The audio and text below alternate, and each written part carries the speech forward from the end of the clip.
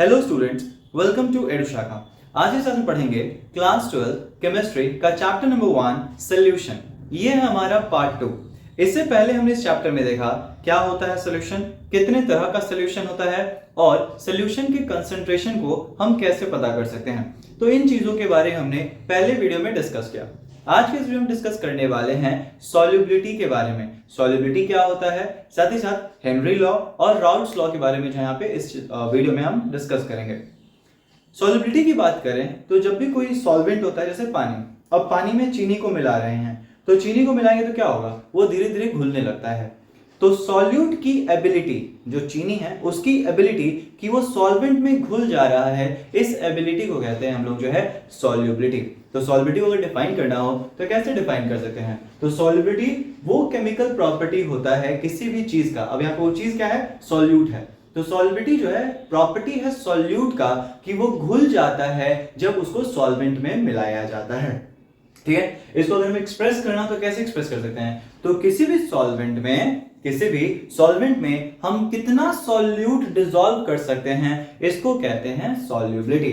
अगर मान लो 100 ml जो है पानी है, अब उसमें कितना चीनी मिलाया जा सकता है, उसको बोलेंगे हम लोग जो है सॉल्युबिलिटी। जब सॉल्युबिलिटी होता है, जब भी किसी चीज को घुलाया जा रहा है, तो होता क्या असल में, होता ही है ना कि जो पानी है, अब पानी के जो मॉलिक्यूल्स हैं उनके बीच में गैप होता है। जो पानी के पार्टिकल्स होते हैं ना, पार्टिकल्स के बीच में गैप है। जो भी सॉल्यूट हम मिला रहे हैं वो सॉल्यूट क्या करता है, इन गैप्स में जाके फिल कर देता है। तो जब तक ये गैप्स भरे जाएंगे तब तक तो घुलते चला जाएगा, लेकिन एक बार में जब सारे गैप्स भर दिए गए तो उसके बाद अब इसमें और सॉल्यूट हम नहीं मिला सकते हैं, उसके बाद और सॉल्यूट इसमें नहीं घुलेगा। और जब ऐसा कंडीशन आ जाए कि सॉल्वेंट में और सॉल्यूट नहीं घुलाया जा सकता है, तो इसको बोलते हैं हम लोग जो है सैचुरेटेड सॉल्यूशन।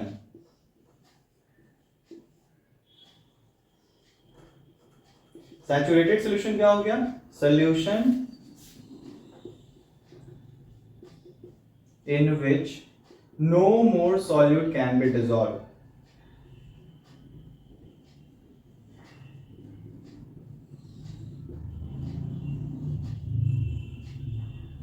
तो वैसा सॉल्यूशन जिसमें और ज्यादा हम सॉल्यूट डिसॉल्व नहीं कर सकते हैं उसको बोलते हैं सैचुरेटेड सॉल्यूशन। और अनसैचुरेटेड सॉल्यूशन जिसमें और ज्यादा सॉल्यूट मिलाया जा सकता है। चीनी है, पानी है, तो पानी में चीनी ऐड कर रहे हो, 1 चम्मच घुल गया, 2 चम्मच घुल गया, इस तरीके से जो है आप जो है चीनी की मात्रा बढ़ाए जा रहे हो। जैसे चीनी की मात्रा बढ़ाओगे सोल्यूशन जो है कंसंट्रेटेड होता चला जाएगा। सॉल्यूट की मात्रा जैसे बढ़ती है वैसे बोलते हैं कंसंट्रेटेड। तो सोल्यूशन जो है वो कंसंट्रेटेड होते समय चला जाएगा और एक समय ऐसा आएगा कि उसमें जब और चीनी मिलाओगे तो और चीनी नहीं मिल पाएगा। तो तब इस कंडीशन को हम बोलते हैं सैचुरेटेड सॉल्यूशन। तो सैचुरेटेड सॉल्यूशन क्या हो गया, वैसा सॉल्यूशन जिसमें और ज्यादा सॉल्यूट ऐड नहीं किया जा सकता है, और ज्यादा सॉल्यूट को डिसॉल्व नहीं किया जा सकता है, तो उसको बोलते हैं सैचुरेटेड सॉल्यूशन। और जिसमें और ऐड कर सकते हैं उसको बोलेंगे अनसैचुरेटेड सॉल्यूशन। मतलब उसका जो लेवल है अभी डिसॉल्व करने का अभी कंप्लीट नहीं हुआ है, उसमें और ज्यादा सॉल्यूट जो है डिसॉल्व किया जा सकता है। अच्छा, अगर हम चाहें कि इसका जो है और ज्यादा हमें इसमें चीनी मिलाना है, और ज्यादा जो है सॉल्यूट इसमें डिसॉल्व करना है, तो कैसे कर सकते हैं, तो ये किया जा सकता है टेम्परेचर बढ़ाकर। अगर हम इसको हीट करने लग जाएं तो हीट से क्या असर पड़ेगा, हीट से असर ये पड़ेगा कि जो पार्टिकल्स होते हैं ना पानी के जो मॉलिक्यूल्स हैं वो और दूर हो जाएंगे। तो जब और दूर हो जाएंगे तो बीच में जो इंटरमॉलिक्यूलर स्पेस है, पार्टिकल के बीच में जो खाली जगह होता है उसको बोलते हैं इंटरमॉलिक्यूलर स्पेस। तो बीच में जो इंटरमॉलिक्यूलर स्पेस है वो बढ़ जाएगा, और जब बढ़ जाएगा तो इसमें और ज्यादा सॉल्यूट जो है डिसॉल्व किया जा सकता है। तो अगर हम चाहते हैं किसी सैचुरेटेड सॉल्यूशन में और ज्यादा सॉल्यूट ऐड करना, तो ये कैसे कर सकते हैं, तो टेम्परेचर बढ़ाकर हम उसमें और ज्यादा सॉल्यूट ऐड कर सकते हैं। अब सवाल ये उठता है कि क्या किसी भी सॉल्वेंट में कोई भी सॉल्यूट डिसॉल्व हो जाएगा, तो ऐसा नहीं है। किसी भी सॉल्वेंट में कोई भी सॉल्यूट को हम डिसॉल्व नहीं कर सकते हैं। एक क्या होता है, लाइक डिसॉल्व्स लाइक, मतलब जैसा सॉल्वेंट होगा वैसा ही सॉल्यूट होना चाहिए, तब जाके डिसॉल्व हो सकता है, अन्यथा डिसॉल्व नहीं होगा। अब यहाँ पे जैसा सॉल्वेंट और जैसा सॉल्यूट का मतलब क्या होगा, तो मेनली यहाँ मतलब होता है कि अगर पोलर सॉल्यूट है तो वो पोलर सॉल्वेंट में डिसॉल्व हो जाएगा, और अगर नॉन पोलर सॉल्यूट है तो वो नॉन पोलर सॉल्वेंट में डिसॉल्व हो जाता है। अब यहाँ पे ये पोलर और नॉन पोलर सॉल्यूट का मतलब क्या होता है, देखिए पोलर नॉन पोलर की बात करें तो जब भी बॉन्ड बनता है दो मॉलिक्यूल्स के बीच में तो इलेक्ट्रॉन का शेयर हो रहा है, और जब इलेक्ट्रॉन का शेयर होता है तो हो सकता है कि दोनों एलिमेंट के पास इलेक्ट्रॉन इक्वल मात्रा में हो, दोनों के पास जो इलेक्ट्रॉन की डेंसिटी है ना वो सेम रहे, या फिर हो सकता है कि किसी एक तरफ इलेक्ट्रॉन की मात्रा ज्यादा बढ़ जाए और किसी एक तरफ इलेक्ट्रॉन की मात्रा जो है वो कम हो जाए। जैसे कि सपोज करो हाइड्रोजन बन रहा है, तो हाइड्रोजन कैसे बन रहा है, एक हाइड्रोजन अपना इलेक्ट्रॉन लेके आया, दूसरा हाइड्रोजन अपना दूसरा इलेक्ट्रॉन लेके आया, दोनों ने इलेक्ट्रॉन शेयर कर लिया, तो एक एक इलेक्ट्रॉन शेयर हो गया दोनों के बीच में, बन गया हाइड्रोजन बॉन्ड। ठीक है, दोनों के बीच में जब बॉन्ड बन गया, अब ये इलेक्ट्रॉन दोनों जो है ना सेम एलिमेंट है, तो दोनों इलेक्ट्रॉन को आपस में इक्वली डिस्ट्रीब्यूट करके रखेंगे, इसमें कोई खींचातानी नहीं होगा कि भाई इलेक्ट्रॉन मेरे पास है इलेक्ट्रॉन उसके पास है, कोई खींचातानी हमें देखने को नहीं मिलता है।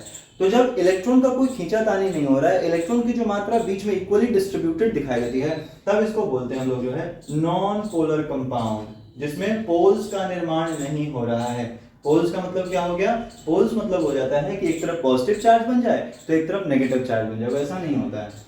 वहीं दूसरी तरफ बात करें हाइड्रोजन और क्लोरीन, तो हाइड्रोजन क्लोरीन में क्या होता है कि हाइड्रोजन के पास एक इलेक्ट्रॉन है, क्लोरीन के पास जो है 7 इलेक्ट्रॉन रहता है, तो 7 में से एक इलेक्ट्रॉन शेयर कर लिया। ठीक है, क्लोरीन यहाँ पर ज्यादा इलेक्ट्रोनेगेटिव है, इलेक्ट्रॉन के प्रति इसका ज्यादा लगाव है, तो ये क्या करता है, ये जो पेयर्ड इलेक्ट्रॉन है इसको अपनी ओर खींच लेगा, तो जब अपनी ओर इलेक्ट्रॉन को खींच लेता है तो इसके चलते इधर आ जाता है पार्शियल नेगेटिव चार्ज और इधर आ जाता है पार्शियल पॉजिटिव चार्ज। तो जब भी डिसिमिलर एलिमेंट्स होते हैं, अलग अलग एलिमेंट्स, और उनके बीच में अनसिमेट्रिकल चार्ज का डिस्ट्रीब्यूशन होता है, अनसिमेट्रिकल मतलब जैसे इक्वली बटा है तो सिमेट्रिकल, और अनइक्वल इधर चार्ज ज्यादा हो गया इधर चार्ज कम हो गया, तो इस तरह के कंपाउंड जहां पर एक तरफ पॉजिटिव पोल बन जाए और एक तरफ नेगेटिव पोल बन जाए, तो ऐसे कंपाउंड को कहते हैं पोलर कंपाउंड।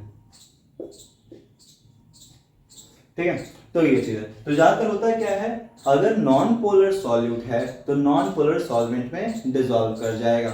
जैसे कि क्लोरोफॉर्म की बात करें, क्लोरोफॉर्म जो होता है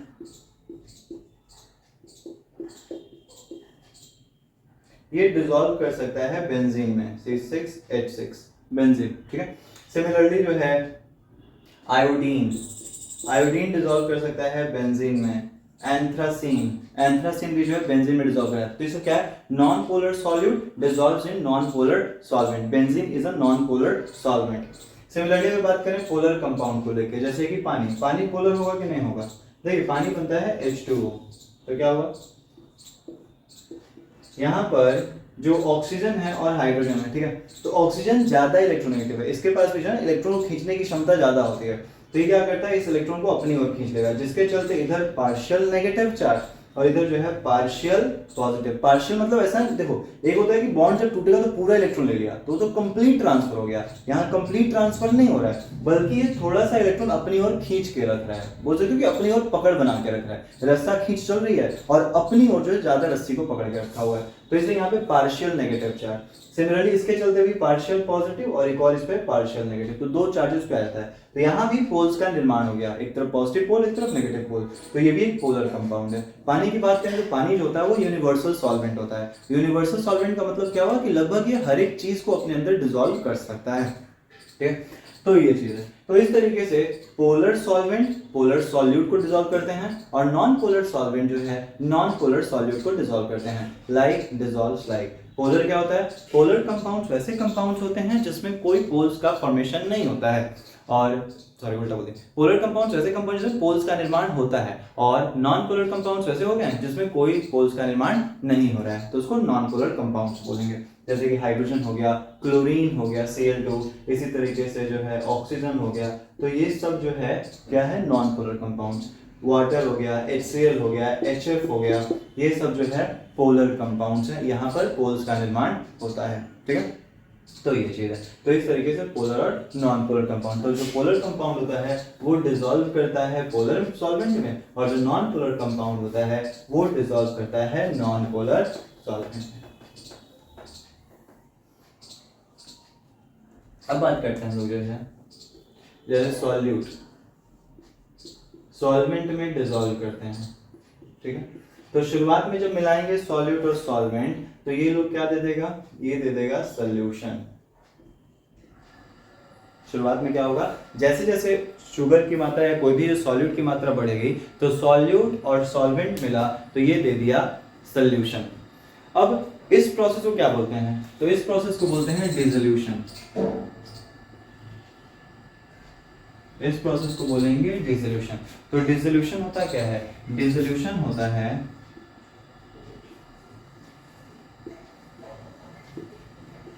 the process by which solute dissolves in solvent।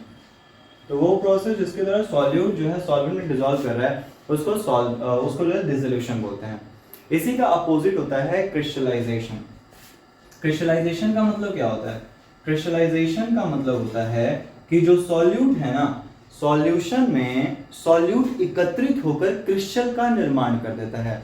Solution में जो सॉल्यूट है वो एकत्रित होकर क्रिस्टल, क्रिस्टल मतलब क्या होगा, पत्थर के रूप में बाहर आता है। जैसे कि मान लो नमकीन पानी है, समुद्र में जो पानी होता है उसमें से नमक कैसे निकाल रहे हैं, तो इवेपोरेशन के द्वारा पानी को हीट कर देते हैं तो पानी पूरा भाप बन के उड़ गया और बच गया सॉल्ट। तो वो सॉल्ट हमें क्रिस्टल के रूप में मिलता है, पत्थर के रूप में। तो ये तो क्रिस्टलाइजेशन क्या होता है, तो क्रिस्टलाइजेशन वो प्रोसेस है जिसके द्वारा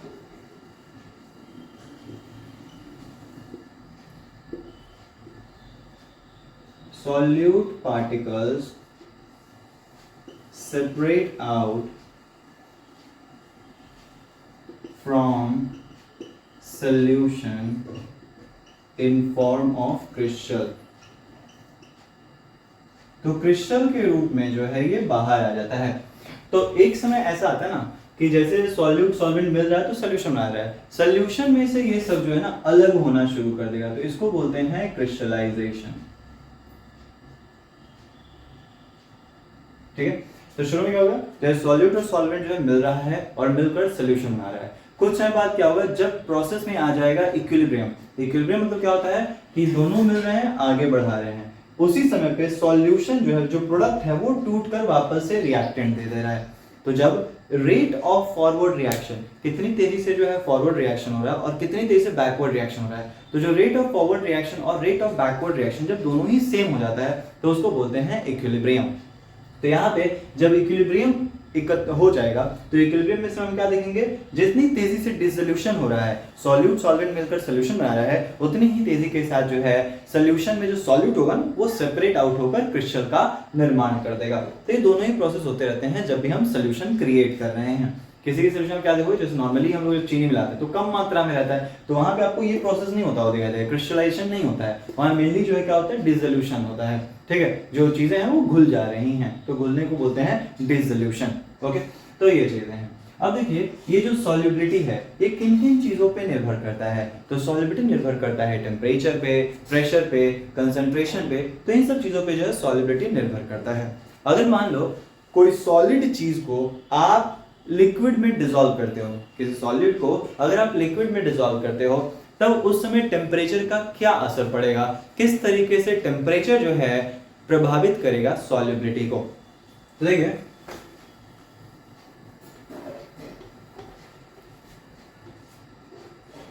अगर हम बात करें इफेक्ट ऑफ टेम्परेचर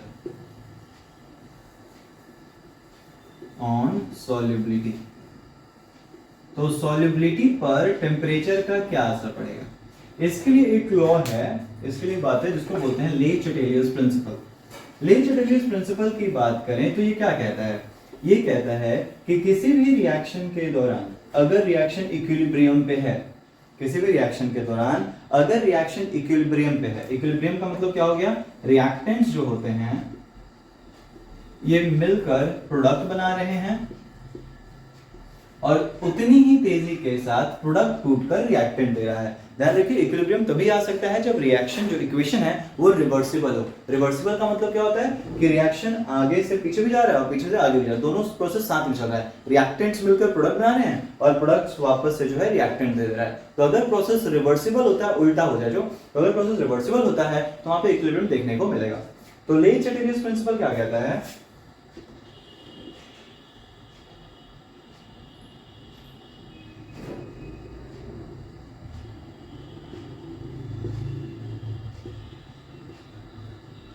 ये कहता है इक्विलिब्रियम पे अगर आप किसी भी फैक्टर को चेंज करोगे, रिएक्शन के किसी भी फैक्टर को चेंज करते हो तो रिएक्शन उस तरफ जाएगा। उस तरफ जाने का मतलब क्या है, या तो रिएक्टेंट से प्रोडक्ट या तो प्रोडक्ट से रिएक्टेंट। तो रिएक्शन जो है उस तरफ जाता है जिस तरफ उस चेंज को मिनिमाइज किया जा सके, जिस तरफ उस बदलाव को जो है कम किया जा सके, रिएक्शन उस तरफ बढ़ेगा। तो ले चलिए इसमें इसको क्या कहता है,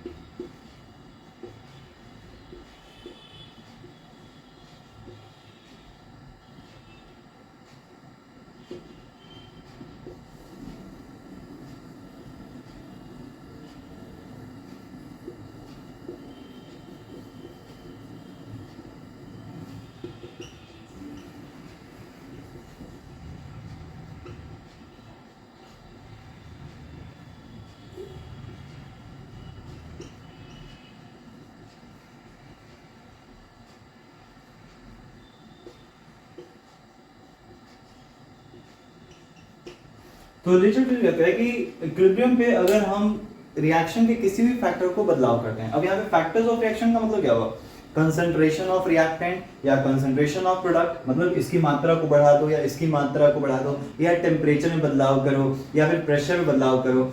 तो अगर किसी भी फैक्टर को आप बदलते हो तो रिएक्शन उस तरफ प्रोसीड कर जाएगा जिस तरफ उस फैक्टर को मिनिमाइज किया जा सके। अब बात यहाँ पे जब हम टेम्परेचर के अनुसार कर रहे हैं तो टेम्परेचर के अनुसार रिएक्शन दो तरीके का हो सकता है। कुछ रिएक्शन हो सकते हैं एंडोथर्मिक। एंडोथर्मिक रिएक्शन क्या होता है, तो एंडोथर्मिक रिएक्शन ये होता है जिसमें हीट देना पड़ जाता है ताकि रिएक्शन को करवाया जा सके। अगर हीट नहीं देंगे तो रिएक्शन प्रोसीड नहीं करेगा, रिएक्शन हो नहीं सकता है। तो एंडोथर्मिक रिएक्शन होता है which require heat energy for proceed.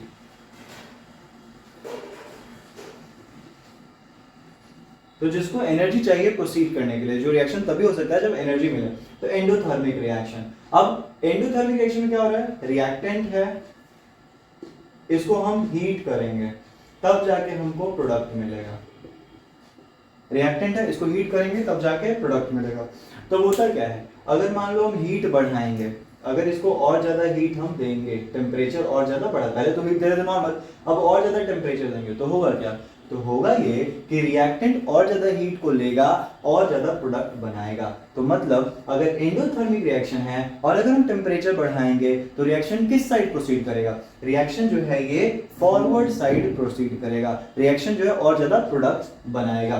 तो ये चीज, तो एंडोथर्मिक रिएक्शन के लिए क्या हो जाता है, एंडोथर्मिक रिएक्शन ये होता है इफ टेम्परेचर इज इंक्रीज, अगर टेम्परेचर को बढ़ा दें, अगर टेम्परेचर को जो है बढ़ा दिया जाए तो रिएक्शन कहां जाएगा, तो रिएक्शन जो है वो आगे की तरफ बढ़ेगा।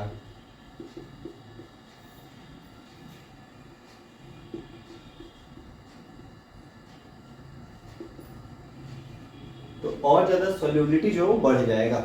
तो आगे की तरफ बढ़ा मतलब क्या है, यहाँ पे सोल्यूबिलिटी की बात कर रहे हैं, तो अगर टेम्परेचर बढ़ाएंगे तो एंडोथर्मिक रिएक्शन के लिए सोल्यूबिलिटी बढ़ जाता है। एंडोथर्मिक रिएक्शन के लिए जो सॉल्युबिलिटी है वो बढ़ जाएगा। वहीं पे बात करते हैं एक्सोथर्मिक रिएक्शन। तो एक्सोथर्मिक रिएक्शंस क्या होते हैं, तो एक्सोथर्मिक रिएक्शन का मतलब होता है कि रिएक्शन के दौरान वो हीट रिलीज करता है, वहां पे हीट देने की जरूरत नहीं होती है, बल्कि रिएक्शन के दौरान जो हीट रिलीज होता है। तो रिएक्टेंट है, ये बना रहा है प्रोडक्ट और साथ ही साथ जो है हीट एनर्जी रिलीज करता है। अब इस समय क्या होता है कि अगर हम यहाँ पे टेम्परेचर बढ़ाएं, तो देखो टेम्परेचर बढ़ाएंगे तो इधर तो ऑलरेडी बहुत ज्यादा हीट है, हीट रिलीज हो रहा है, इधर हीट तो हीट है नहीं, तो जितना आप हीट दोगे ना, तो अभी इस साइड ना जाके, क्योंकि इस साइड ज्यादा हीट है, तो रिएक्शन किधर की तरफ बढ़ जाता है, रिएक्शन जो है ये बैकवर्ड साइड प्रोसीड कर जाता है, क्योंकि अगर आगे बढ़ेगा तो और ज्यादा हीट है, तो इसलिए जो आगे ना जाकर रिएक्शन को पीछे प्रोसीड कर देगा। तो ये चीज है। तो फॉर एक्सोथर्मिक रिएक्शन जहां पे हीट रिलीज होता है, exothermic reaction the solubility decreases.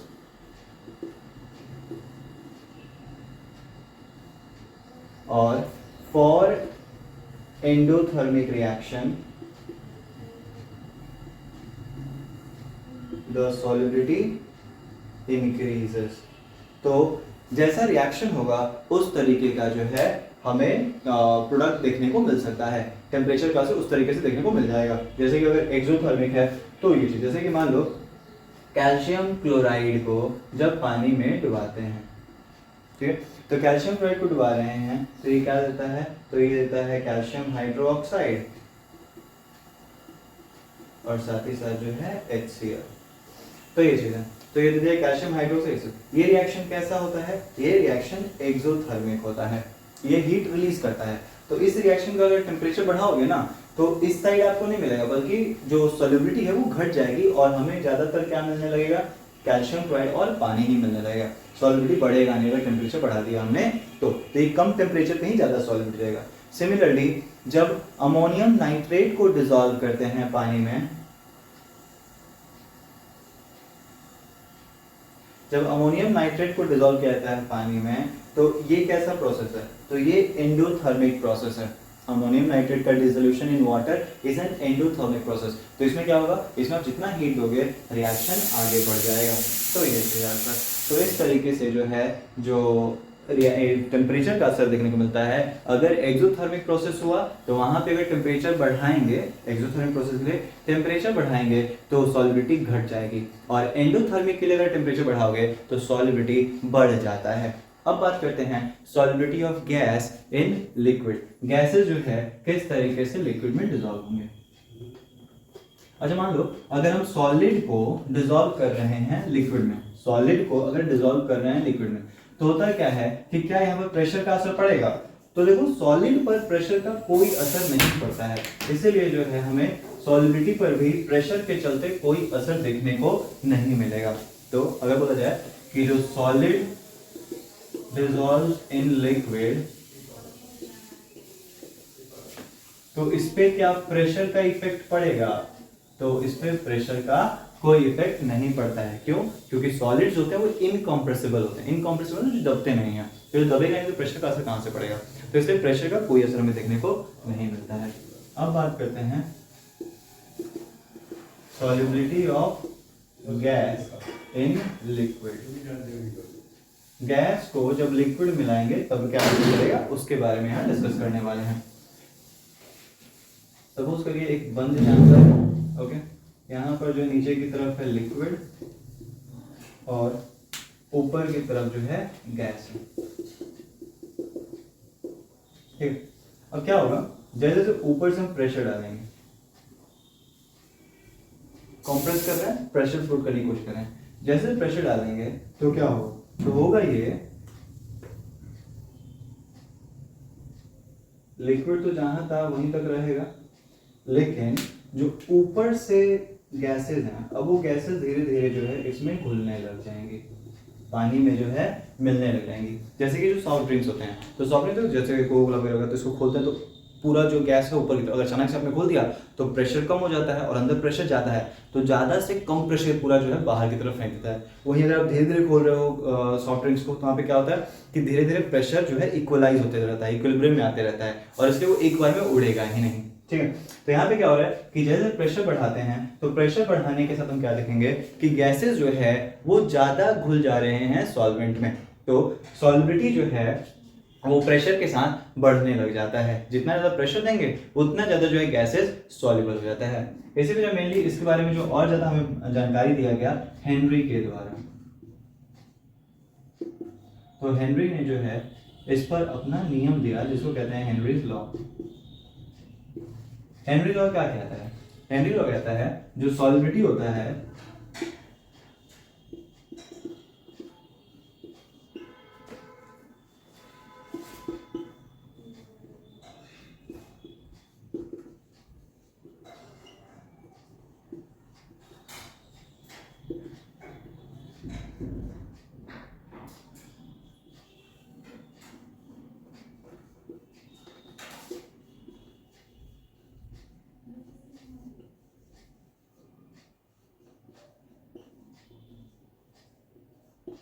तो जो सॉल्युबिलिटी होता है गैस का किसी भी लिक्विड में वो डायरेक्टली प्रोपोर्शनल होता है partial pressure of the gas over the liquid. जो गैस है ना ये क्या कर रहा है, ये प्रेशर एक्सर्ट करता रहता है।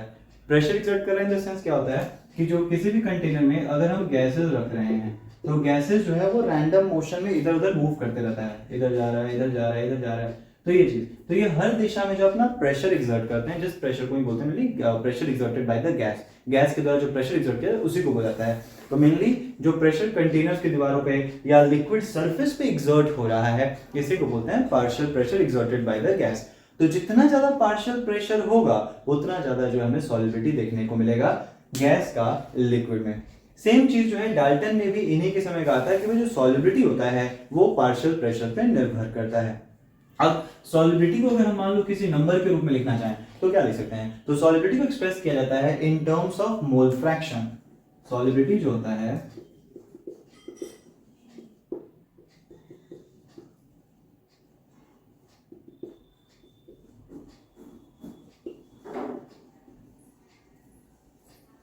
सॉल्युबिलिटी को एक्सप्रेस करते हैं मोल फ्रैक्शन के रूप में।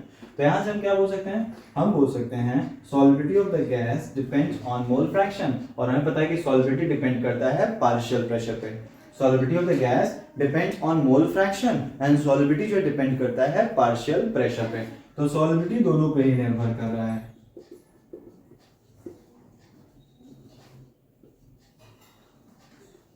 ध्यान रखिए मोल फ्रैक्शन को काई से रिप्रेजेंट करते हैं, पिछले वीडियो में बताया था मोल फ्रैक्शन जो है काई से रिप्रेजेंट किया था एक्स की तरह, और सॉल्युबिलिटी जो है ये निर्भर करता है पार्शियल प्रेशर पे। दोनों को कंबाइन किया तो हम क्या बोल सकते हैं, हम बोल सकते हैं पार्शियल प्रेशर जो होता है ये डायरेक्टली प्रोपोर्शनल किसके, अब देखो सॉल्युबिलिटी इस पे भी निर्भर कर रहा है, सॉल्युबिलिटी इस पे भी निर्भर करता है। तो इनडायरेक्टली हम बोल सकते हैं कि पार्शियल प्रेशर निर्भर करेगा मोल फ्रैक्शन पे। तो partial pressure directly depends on mole fraction, ये डायरेक्टली डिपेंडेंट का रिलेशन होता है प्रोपोर्शनल। तो पार्शियल प्रेशर जो है प्रोपोर्शनल है मोल फ्रैक्शन से, मतलब अगर मोल फ्रैक्शन बढ़ेगा तो सॉल्युबिलिटी बढ़ेगा, मोल फ्रैक्शन घटेगा तो सॉल्युबिलिटी जो है घटेगा, प्रेशर जो है घटेगा। तो ये चीज, तो ये मतलब होता है प्रोपोर्शनलिटी का, एक बढ़ाओगे दूसरा भी बढ़ेगा, एक घटाओगे दूसरा भी घटेगा। अब जब प्रोपोर्शनलिटी की साइन को हटाते हैं तो हम ले लेते हैं एक कांस्टेंट। तो यहां से बोल सकते हैं पार्शियल प्रेशर जो होता है, अब प्रोपोर्शनलिटी की साइन जो है इक्वल ले लिया, तो जैसे इक्वल लेते हैं तो एक कांस्टेंट लेते हैं, कांस्टेंट होता है KH और मोल फ्रैक्शन को रिप्रेजेंट करते हैं काई। ये KH क्या है, तो KH होता है हेनरीज कांस्टेंट। तो यहां से मिल गया, इसी को बोलते हैं हेनरी लॉ। क्या कहता है, जो पार्शियल प्रेशर होता है गैस का वो डायरेक्टली प्रोपोर्शनल होता है मोल फ्रैक्शन पे, ठीक है, या फिर mole fraction of the gas is directly proportional to partial pressure of the gas over the liquid. तो इसी को बोला जाता है हेनरीज लॉ कि गैस को जब हम पानी में डिसॉल्व करेंगे तो वो किस पे निर्भर करता है, तो वो निर्भर करता है, जो सॉल्युबिलिटी वो निर्भर करता है पार्शियल प्रेशर और मोल फ्रैक्शन पे। तो ये दोनों के बीच के रिलेशन को देता है कि पार्शियल प्रेशर जो होता है गैस का वो होता है KH इंटू काई इज मोल फ्रैक्शन, ठीक है। तो चीज अभी जो कांस्टेंट अगर इसकी बात करें तो ये किस पे निर्भर करता है, तो अलग अलग गैसेस के लिए जो है KH का वैल्यू हमें अलग अलग मिल सकता है for at a particular temperature. जरूरत नहीं है कि सारे गैसेस का एक फिक्स वैल्यू होगा, वो गैसेस के नेचर पे निर्भर करता है कि किस तरीके का जो है KH वैल्यू में मिल रहा है। तो किसी भी क्वेश्चन में आपको KH वैल्यू दे दिया जाएगा, या हो सकता है कि ये दोनों दे दे और पूछे KH वैल्यू पता करो। तो ये चीज है आपके पास। अब देखो KH वैल्यू जो है इसका क्या असर पड़ता है, अगर टेम्परेचर वगैरह बढ़ाते हैं तो उस पर जो है KH वैल्यू कैसे निर्भर करता है उसके बारे में बात करते हैं।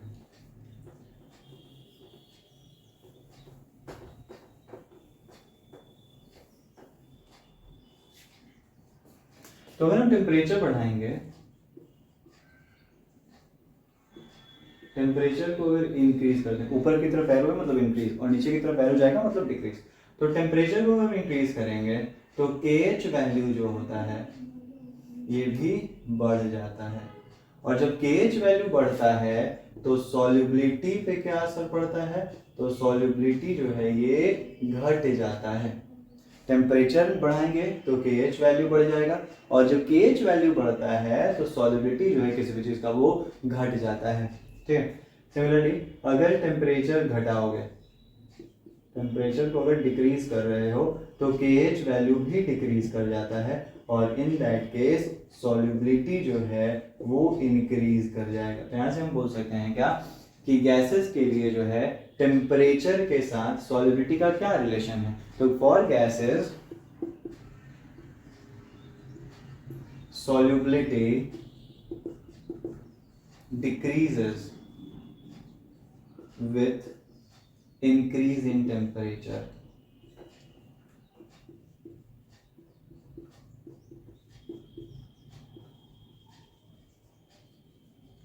सॉल्युबिलिटी होता है वो घटने लगता है तापमान बढ़ाने से, ठीक है। या फिर हम उल्टा ही बोल सकते हैं, अगर तापमान को घटाओगे तो सॉल्युबिलिटी बढ़ जाएगा। इसीलिए क्या देखोगे, जैसे कि जो एक्वेटिक एनिमल्स होते हैं, एक्वेटिक एनिमल्स मतलब जो पानी में रहते हैं, जैसे मछली वगैरह हो गया, तो एक्वेटिक एनिमल्स होते हैं तो ठंडी के दिनों में वो ज़्यादा कंफर्टेबल होते हैं एज कम्पेयर टू गर्मी के दिनों में।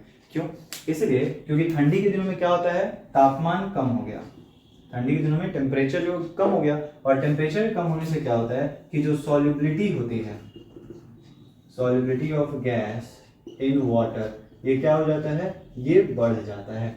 टेम्परेचर को कम करने से सॉल्युबिलिटी जो गैस का पानी है बढ़ जाता है, और इसीलिए उन्हें ज़्यादा डिसॉल्व्ड ऑक्सीजन मिलेगा गर्मी के दिनों में। वहीं ठंडी के दिनों में। वहीं अगर बात करते हैं गर्मी के बारे में, तो गर्मी में तापमान बढ़ेगा, और तापमान बढ़ेगा तो सॉल्युबिलिटी घट जाएगा, ठीक है। तो जो एक्वेटिक एनिमल्स होते हैं वो ठंडी में ज़्यादा कंफर्टेबल रहते हैं। क्यों?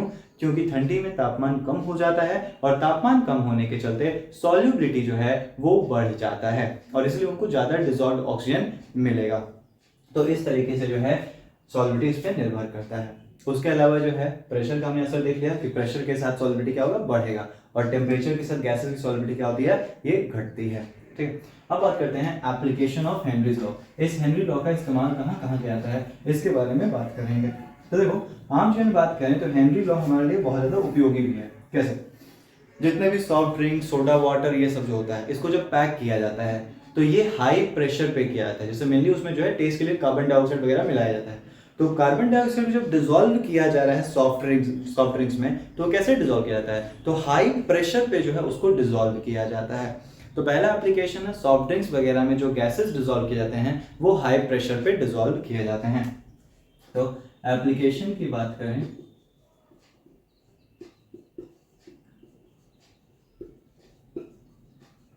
तो पहला एप्लीकेशन क्या हो जाता है,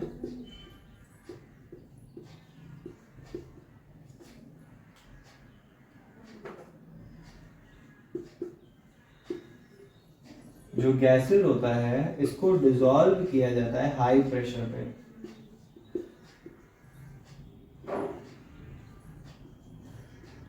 दूसरा, जैसे कि कोई व्यक्ति अगर पहाड़ों पे जाता है, तो जैसे जैसे हम जो है ऊंचाई पे जाते हैं तो नीचे जो है ना एटमॉस्फेयर ज़्यादा है, नीचे ऑक्सीजन की मात्रा ज़्यादा होती है, लेकिन जैसे हम ऊंचाई पे जाएंगे तो ऑक्सीजन जो है कम होने लगेगा।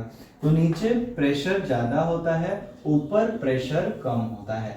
प्रेशर कम होने के चलते कोई व्यक्ति अगर माउंटेन पे जाता है तो उसको पर्याप्त ऑक्सीजन नहीं मिलेगा, और जब उसको ऑक्सीजन नहीं मिलेगा तो इस कारण जो उसको चक्कर आना, नाक से खून आना, ये सब जो है देखने को मिलता है, ये सब सिम्टम्स होते हैं। तो इसको कहते हैं एनॉक्सिया।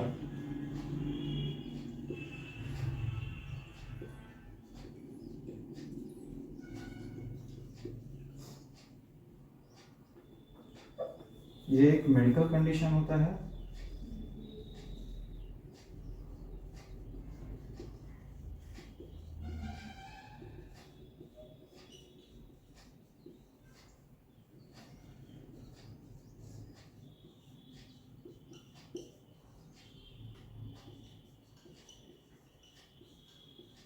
एक मेडिकल कंडीशन है, पर्सन जो है वो सफर कर रहा है ऑक्सीजन की कमी के कारण, और इसमें क्या हो सकता है, इसमें सर दर्द या फिर नाक से खून आना, या फिर जो है बात किया जाए हमें चक्कर आना, तो ये सब जो है इसमें देखने को मिलता है। तो इसको बोलते हैं एनॉक्सिया। तो ये क्यों हो जाता है, क्योंकि ऊंचाई पे जाने पे जो है प्रेशर कम हो जाता है, और इसलिए उसको पर्याप्त ऑक्सीजन नहीं मिल रहा है।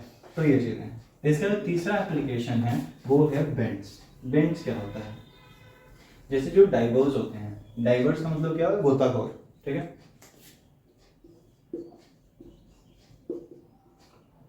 तो जो डाइवर्स होते हैं गोताखोर, जैसे जैसे वो नीचे जा रहे हैं, ठीक है, पानी के अंदर जब जाते हैं तो क्या होता है, नीचे जाने पे प्रेशर जो है वो बढ़ जाता है, प्रेशर बढ़ जाता है, और जैसे जैसे प्रेशर बढ़ेगा गैसेस की सॉल्युबिलिटी बढ़ जाती है।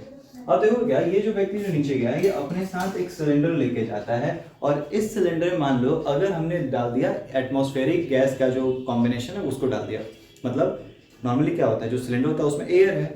अब ये एयर क्या होता है, तो एयर में 78% जो है वो नाइट्रोजन है, और 21% जो है वो ऑक्सीजन है, और बाकी 1% अन्य गैस, हीलियम, आर्गन, ये सब। ठीक है, तो अगर मान लो हमने इसी एयर को लिक्विफाई करके उस सिलेंडर में भर दिया और उसके साथ उस व्यक्ति को जो है पानी के अंदर भेज दिया, तो क्या होगा, जैसे जैसे नीचे जाएगा तो प्रेशर बढ़ेगा, और प्रेशर बढ़ेगा तो जो गैसेस वो इनहेल करेगा ना, वो गैसेस उसके ब्लड में और ज्यादा सॉल्युबल होते चले जाएंगे, घुल जाएंगे। ठीक है, तो जब नीचे जाए तो उसको कोई दिक्कत नहीं होगी, लेकिन जब वही व्यक्ति ऊपर आएगा तो ऊपर आने लगेगा तो प्रेशर डिक्रीज करेगा, नीचे आने में प्रेशर बढ़ रहा था, ऊपर आने में प्रेशर घटेगा, और जब प्रेशर घटने लग जाएगा तो जो गैसेस उसके अंदर घुले थे वो सारे गैसेस बाहर आने लग जाएंगे। इसी में जो नाइट्रोजन होता है वो बबल्स क्रिएट कर देता है, और कभी कभी वो बबल्स कैपिलरीज में अटक जाते हैं, जो ब्लड कैपिलरीज होता है कैपिलरीज में अटक जाते हैं, और इसके चलते जो बहुत ज्यादा दर्द हो सकता है, और इस कंडीशन को हम बोलते हैं बेंड्स। तो बेंड्स अगेन एक मेडिकल कंडीशन है।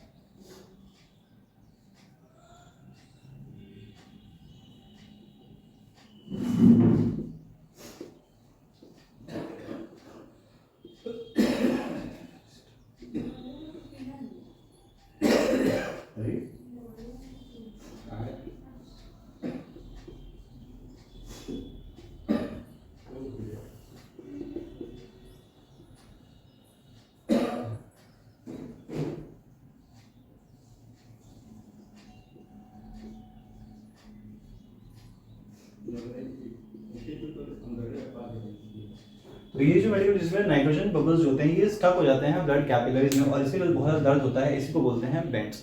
तो मेनली क्या हो रहा है, गोता को जब नीचे जा रहा है तो पार्शियल प्रेशर बढ़ रहा है, गैसेस का जो प्रेशर है वो बढ़ जाएगा, और उसकी डिसॉल्बिलिटी जो है, सॉल्युबिलिटी जो है वो बढ़ जाएगी। लेकिन जब ऊपर आएगा तो सॉल्युबिलिटी कम हो जाती है, और जिसके चलते जो बबल्स बाहर आने लगेंगे और यहीं कैपिलरीज में अटक जाते हैं, और इससे दर्द होता है जिसको बेंड्स कहा जाता है। तो बेंड्स को ठीक करने के लिए क्या किया जाता है कि जो सिलेंडर है ना जिसमें 78% नाइट्रोजन था, इसी के चलते बेंड हो रहा है, तो इसी को कम कर दिया जाता है। तो इसको लगभग जो है क्या किया जाता है, जो ऑक्सीजन सिलेंडर बनाया जाता है उसमें 55% पे ला दिया जाता है नाइट्रोजन को लगभग। ठीक है, उसके अलावा जो है 21% कर दिया जाता है इसमें जो है हीलियम, और बाकी जो 21% है वो कर दिया गया ऑक्सीजन। ठीक, यहाँ पे क्या किया गया, हीलियम की मात्रा जो है इसको बढ़ा दिया जाता है, हीलियम को जो बढ़ा दिया गया ताकि जो है कोई असर ना पड़े उस पर। तो इस तरीके से हीलियम को बढ़ाकर नाइट्रोजन को कम कर दिया जाता है, और बेंड से जो है बचाने की कोशिश की जाती है। तो ये जो है 3 एप्लीकेशंस हैं हेनरीज के, जहाँ पे हमें देखने को मिलता है कि प्रेशर के चलते सॉल्युबिलिटी पर क्या असर पड़ रहा है।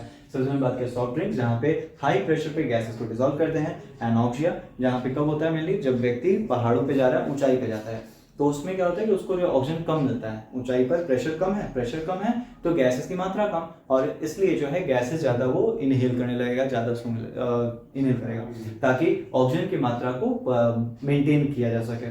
तो ये चीज़ है। तीसरा जो है बेंड्स में क्या हो रहा है, बेंड्स में होता यह है कि जब गोताखोर वगैरह जो होते हैं जब नीचे जा रहे हैं तो जो प्रेशर है वो बढ़ रहा है, पानी दबाया जा रहा है, पूरा प्रेशर बढ़ रहा है, प्रेशर बढ़ने के चलते सॉल्युबिलिटी बढ़ जाता है, और जो गैसेस वो इनहेल करता है वो ब्लड में घुल जाते हैं पूरा। लेकिन जब वो ऊपर आएगा तो इन दैट केस प्रेशर घट जाएगा, और जो गैसेस हैं वो बाहर आने लगते हैं, और जब बाहर आने लगेंगे तो नाइट्रोजन उसी में जो है कैपिलरीज में बबल्स बना देगा, अटक जाता है वो, और उसके चलते जो दर्द होने लगेगा। तो ये सब चीज़ें हैं। बेंड्स को कम करने के लिए क्या करते हैं, नाइट्रोजन को घटा देंगे और हीलियम की मात्रा को जो है बढ़ा दिया जाता है। तो इस तरीके से कोशिश किया जाता है बेंड्स को ठीक करने का। तो ये हो गया हेनरीज लॉ का एप्लीकेशन। ठीक, आगे बढ़ते हैं। अब हम देखेंगे, यहाँ पे हमने बात किया कि solubility of gas in liquid. अब हम देखते हैं मेनली जो है ना, किस तरीके से अगर दो लिक्विड मिला रहे या फिर सॉलिड में लिक्विड मिला दें तब क्या असर पड़ेगा, उसके बारे में हम बात करने वाले हैं।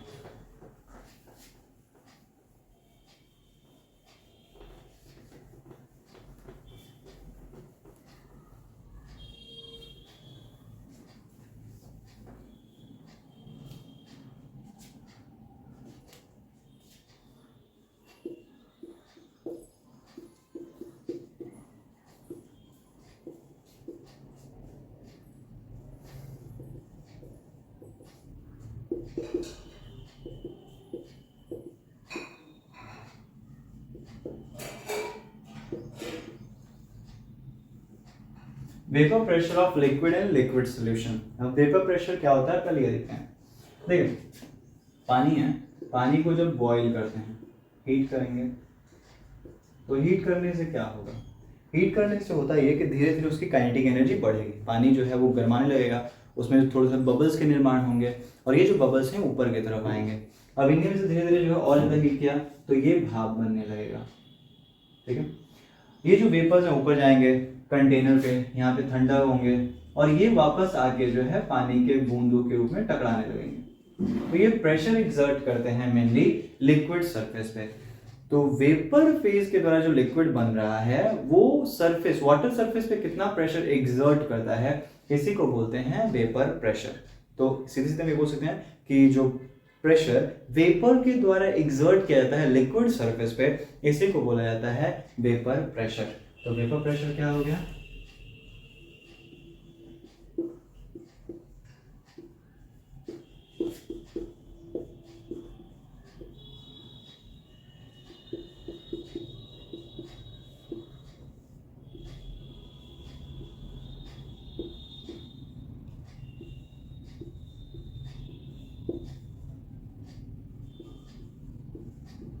तो वेपर से जो प्रेशर एक्सर्ट किया है लिक्विड सरफेस पे, इसी को बोलते हैं वेपर प्रेशर एक तरीके से, ठीक है। ये दिया। अब देखो क्या पे जैसे दो लिक्विड को मिला दिया, अब दो लिक्विड क्या हो सकता है, अल्कोहल और साथ ही साथ जो है वाटर, इसको मिला दिया तो क्या होगा। अब सोचो जैसे ये है वाटर, ओके, और इसमें मिला दिया गया है अल्कोहल। अब इसको हम हीट करेंगे, इसको हम हीट कर रहे हैं। अब वो क्या, अगर मान लीजिए हम प्योर वाटर की बात करते हैं, अगर हम प्योर वाटर को हीट करते हैं,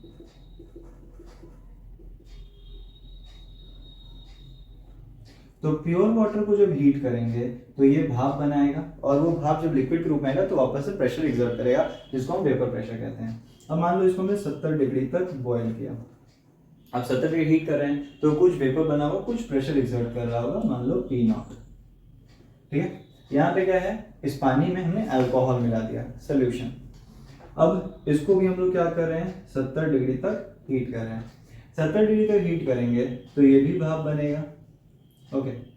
अब यहाँ पे जो प्रेशर रहेगा क्या वो P0 के बराबर होगा या फिर P0 से छोटा होगा या P0 से बड़ा होगा, क्या लगता है।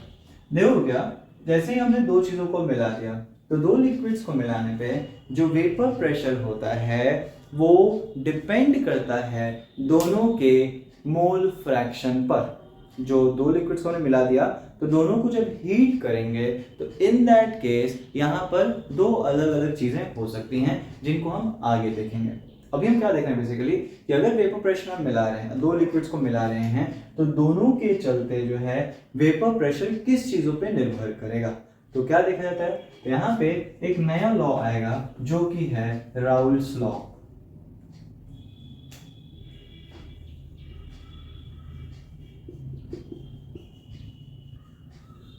राउल्स लॉ क्या कहता है,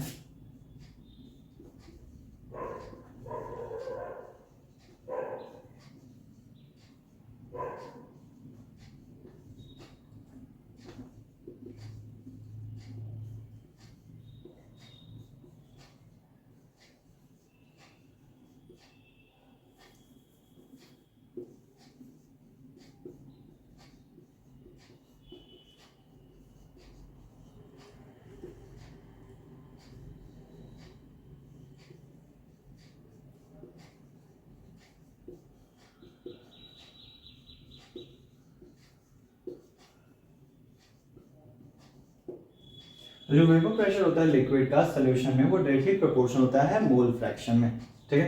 तो जो वेपर प्रेशर है डायरेक्टली प्रोपोर्शनल मोल फ्रैक्शन। अब यहाँ पे ध्यान रखो ये सेम चीज जो है हेनरी ने भी कही है, बस फर्क क्या है, फर्क यहाँ पे कि राउल्स लॉ में हम किस चीज को पढ़ रहे हैं, लिक्विड इन लिक्विड सोल्यूशन, दो लिक्विड्स को मिलाने पर।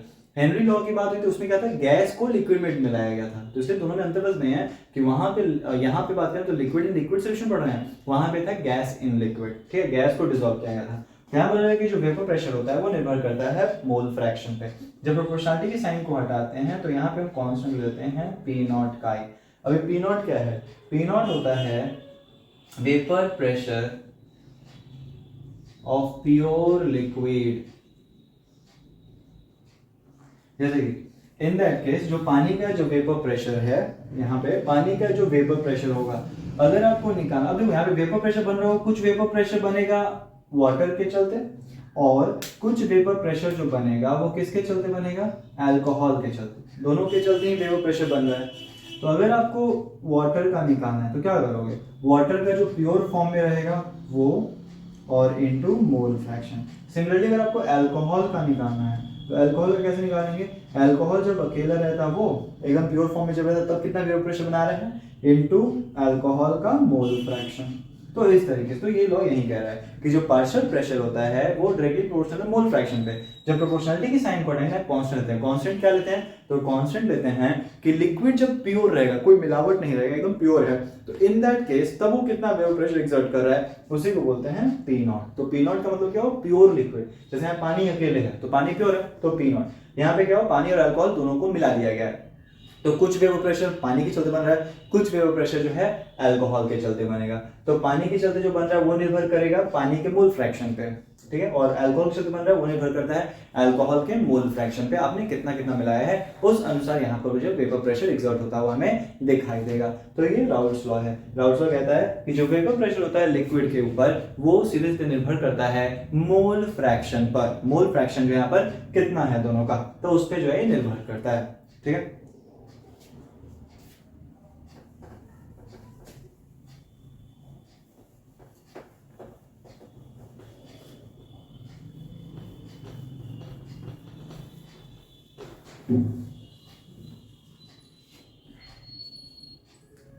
जैसे कि यहाँ बात करें तो अगर आप पी डब्ल्यू निकाल रहे हो तो ये कितना आ जाएगा? पी डब्ल्यू मतलब partial pressure of water is equal to partial pressure of water जब प्योर रहेगा into mole fraction of water. Similarly partial pressure of alcohol कितना हो जाएगा? तो जब अल्कोहल एकदम प्योर रहेगा into mole fraction of alcohol. Dalton ने क्या कहा था? डाल्टन के अनुसार किसी भी चीज का जो टोटल प्रेशर होता है क्या करते हैं? जितने भी सब्सटेंसेस सबके पार्शियल प्रेशर को जोड़ दो। तो partial pressure of water plus partial pressure of alcohol. Water कितना है? तो वाटर का हमने देखा पी डब्ल्यू नॉट इंटू काई डब्ल्यू प्लस अल्कोहल का कितना है? पी ए नॉट काई ए। ओके, देखिए मोल फ्रैक्शन में पढ़ा है तो क्या बोलते हैं, अगर दो कंपोनेंट मिला हुआ है तो दोनों के मोल फ्रैक्शन को अगर आप जोड़ोगे तो सम कितना हो जाता है? तो सम हो जाता है 1। तो यहां से क्या बोल सकते हैं कि काई अगर निकाल लें तो 1 माइनस काई डब्ल्यू।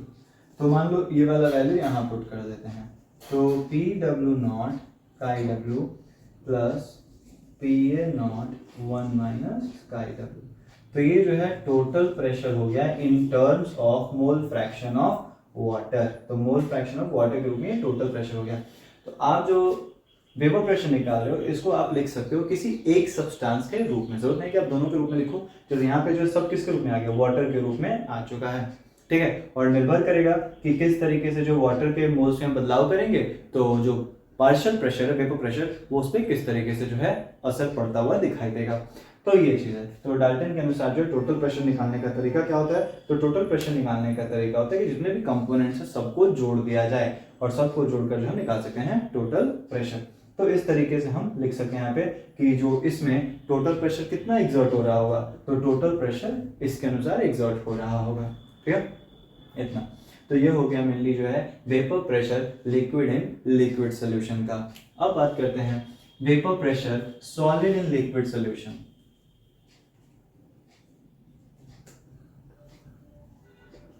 अगर हम सॉलिड को डिसॉल्व करते हैं लिक्विड में, अब देखो वेपर उसी का बनता है जो वोलेटाइल हो। अब वोलेटाइल का मतलब क्या होता है? तो वोलेटाइल का मतलब होता है कि वैसा कोई भी कंपाउंड जो आसानी से वेपर का निर्माण कर देता है तो उसको वोलेटाइल बोलते हैं।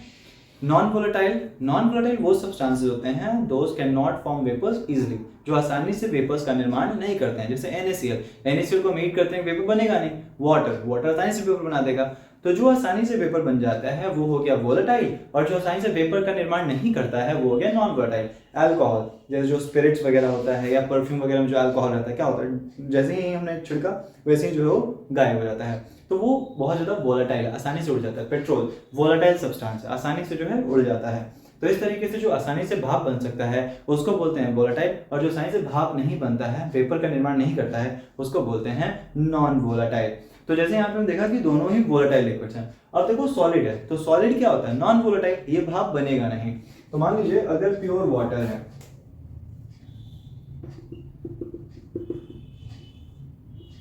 इसको हीट किया हमने 70 डिग्री पे हीट किया है। अभी क्या करेगा? भाप बनाएगा, ऊपर जाके कंडेंस करेगा, फिर से नीचे जो पेपर पे वो लिक्विड सरफेस से प्रेशर एक्सर्ट करेगा। अब इसमें हमने क्या किया? इसमें मिला दिया चीनी। अब चीनी जो होता है ये नॉन वोलेटाइल है। चीनी क्या हो गया? Non volatile. तो चीनी जाएगा कहीं कहीं जाके एकत्रित हो जाएगा। अब अगेन इसको हीट कर रहे हैं 70 डिग्री पे, यहाँ पर भी जो है प्रेशर बनेगा, ठीक है। मान लो यहाँ प्रेशर P0 बन रहा था। अब ये सवाल होता है कि क्या वेपर प्रेशर पे असर पड़ेगा? अभी भी क्या P0 ही प्रेशर एक्सर्ट करेगा या कम या ज्यादा? तो क्या देखोगे, जैसे ही हमने इसमें नॉन वोलेटाइल सॉल्यूट मिलाया, तो नॉन वोलेटाइल सॉल्यूट मिलाने पे होता ये है कि जो प्रेशर है, vapour pressure at that particular temperature घट जाएगा। क्यों घट जाएगा? एक तो ये हो जाएगा कि वाटर और शुगर, द इंटरमॉलिक्यूलर फोर्स जो है,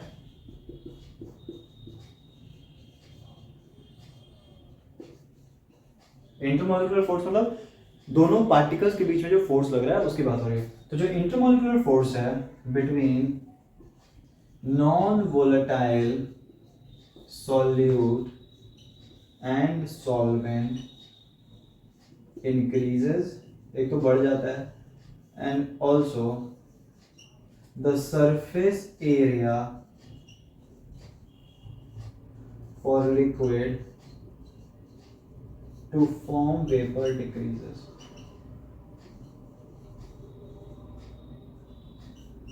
तो जो सरफेस एरिया ना वो घट गया, तो इस कारण क्या होगा? एक तो इंटरमॉलिक्यूलर फोर्स ऑफ अट्रैक्शन बढ़ जा रहा है, और साथ ही साथ जो है जो सरफेस एरिया है लिक्विड का, ताकि वो भाप बनाए, तो वो पहले पूरा सरफेस एरिया था खाली, जहां से मर्जी वहां से भाप बन के उड़ रहा था। अब क्या हुआ? कहीं कहीं चीनी ने ढक लिया ना, तो इस कारण उसके बाद सरफेस एरिया, जो क्षेत्र बचा वो कम हो गया, और इसलिए अब जो है ज्यादा पानी भाप नहीं बन पाएगा, तो वेपर प्रेशर घट जाता है। तो क्या हो रहा है? अगर हम नॉन वोलेटाइल सॉल्यूट ऐड कर देते हैं, तो नॉन वोलेटाइल सॉल्यूट के ऐड करने से वेपर प्रेशर जो होता है सॉल्वेंट का वो घट जाता है।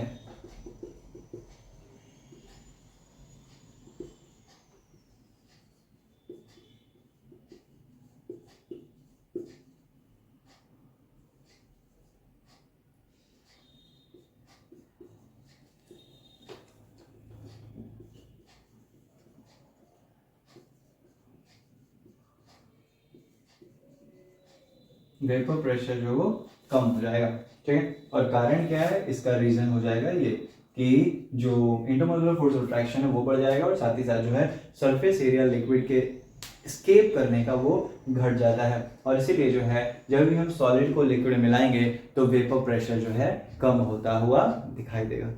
अब बात करते हैं जो राउल्ट्स लॉ है, जो हेनरीज लॉ है, दोनों में क्या कुछ सिमिलैरिटीज हैं। तो जैसे हमने देखा कि जो हेनरीज लॉ था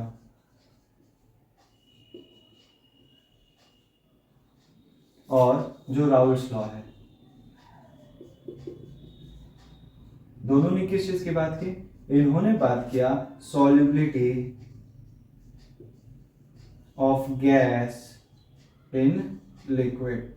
हेनरी लॉ ने किस चीज के बारे में बात किया है? Solubility of gas in liquid.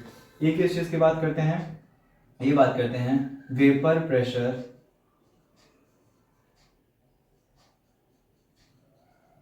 Of two volatile substance solvent।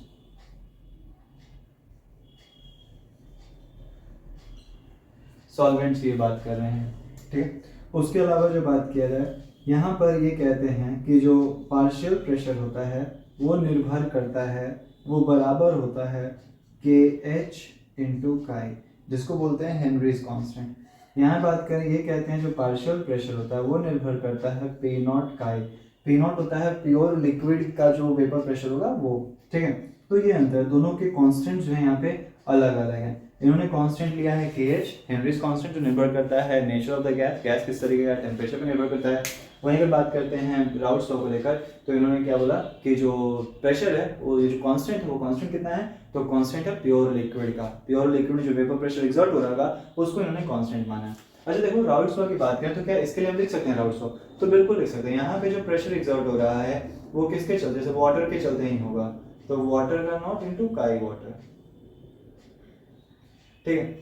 अब देखो अगर आप चाहते हो इसको सॉल्यूट के रूप में लिखना, तो सॉल्यूट के रूप में कैसे लिखोगे, तो आपको पता है कि मोल fraction of water plus mole fraction of solute कितना हो जाएगा, 1 हो जाता है। तो यहाँ से अगर हम निकाल लें मोल फ्रैक्शन ऑफ वाटर तो 1 minus mole fraction of solute हो जाएगा, ऐसे वो, ठीक है। तो ये चीज, तो PW कितना हो जाएगा, तो PW not 1 minus mole fraction of solute, तो इसको अपने मोल फ्रैक्शन ऑफ सॉल्यूट के रूप में भी लिख सकते हो, ठीक है। तो ये चीज, तो ये दोनों के बीच में जो समानताएं हैं हेनरीज कांस्टेंट और हेनरीज लॉ और राउट्स लॉ के बीच में, तो ये हो गया हेनरी एंड राउट्स लॉ। हम बात करेंगे मिली जो है आइडल और नॉन आइडल सोल्यूशन के बारे में, लेकिन अपने अगले वीडियो में। आज के लिए बस इतना ही रखते हैं, थैंक यू।